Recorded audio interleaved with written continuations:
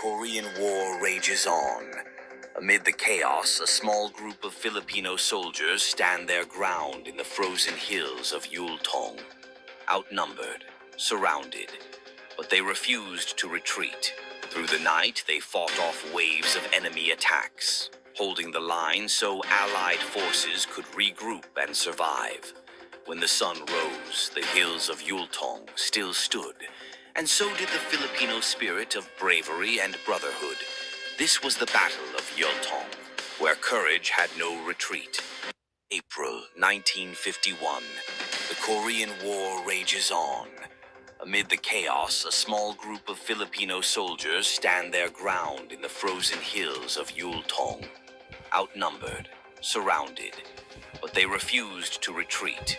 Through the night, they fought off waves of enemy attacks, holding the line so Allied forces could regroup and survive. When the sun rose, the hills of Yultong still stood, and so did the Filipino spirit of bravery and brotherhood.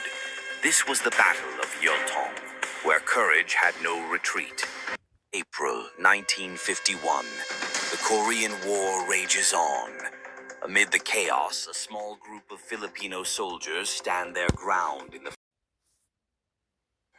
Korean War rages on. Amid the chaos, a small group of Filipino soldiers stand their ground in the frozen hills of Yultong. Outnumbered, surrounded, but they refused to retreat. Through the night, they fought off waves of enemy attacks, holding the line so Allied forces. Talong Pilipino laban sa 40,000 na kalaban. The Battle of Yultong. Ang bansang South Korea ay isa sa mga pinakamalapit na kaibigan ng ating bansa. Maraming Koreano ang dumarating sa Pilipinas bawat taon upang mag-aral o magbakasyon. Napakalaki ng kanilang tulong sa ating ekonomiya dahil sa turismo at iba pang public works. Ngunit alam mo ba na hindi ito magiging posible kung tuluyang nasakop ng mga Chinese na komunista ang bansang Korea noon? Paano kaya sila nakipaglaban sa mga mananakop? At ano ang importanteng papel na ginampanan ng mga sundalong Pilipino sa pagkamit ng kasarinlan ng South Korea? Ngayon ay malalaman natin ang tungkol sa Battle of Yultong. Nagsimula ang Korean War noong June 25, 1950, noong tumawid sa border ng 38 parallel ang mga sundalo ng North Korea na suportado ng USSR at China sa pag-attempt na i-capture ang kabisera ng South Korea and Seoul. Dahil dito, rumisponde ang United Nations Security Council sa pag-deploy ng military forces upang pigilan ang invasion. Noong August 7, 1950, ipinadala ni Presidente Elpidio Quirino na may basbas ng Kongreso ang 7,420 Filipino combat troops papuntang South Korea. Ayon kay Presidente Quirino, ito ay isang commitment ng bayang Pilipinas sa pagtulong sa kaibigang bansang South Korea at sa malaking digmaan sa pagsugpo di umano ng pagkalat ng ideolohiyang komunismo sa buong mundo. Ang 10th Battalion Combat Team o BCT ng Philippine Expeditionary Forces to Korea o PEFTO ang unang batalyon na dumaong sa port city ng Busan noong September 19, 1950. Ang 10th BCT ay mayroong 1,303 na enlisted men at 64 na officers na layo maging motorized battalion na magmamaneho ng mga tangke mula sa US. Pero dahil walang tangkeng dumating, ginawa na lang silang heavy weaponry unit. Sa gabi ng April 22, ang 10th BCT na parte ng US 65th Infantry Regiment na parte ng US 3rd Infantry Division ay inatake sa hilaga ng bayan ng Yeoncheon ng isang malaking puwersa ng pinaghalong Chinese at North Korean na mga sundalo. Ang operasyong ito ay tinawag na The Great Spring Offensive ng China, isa sa pinakamalaking opensiba ng 44th Division ng Chinese People Volunteer Army o PVA at ng North Korean Army noong Korean War. Sa harap ng mahigit sa 1,300 na Pilipinong sundalo ay ang mahigit sa 40,000 troops ng 4 divisions na pinagsama puwersa ng Chinese at North Korean troops. Pagkaraan ng hating gabi ay nagsimulang paulanan ng mga Chinese troops sa mga Pilipinong sundalo ng heavy artillery barrage. Makatapos nito ay umatake ang mga puwersang Chinese, ngunit nahirapan sila dahil matagumpay na naidepensa ng 10 BCT ang kanilang posisyon gamit ang mortar at artillery. Sa kabilang dako, Sa malaking assault ng mga puwersang Chinese ang nagpaatras sa Turkish Brigade na bahagi ng UN troops. Dahil dito, pinalibutan ng mga Chinese ang east flank ng puwersang Pilipino.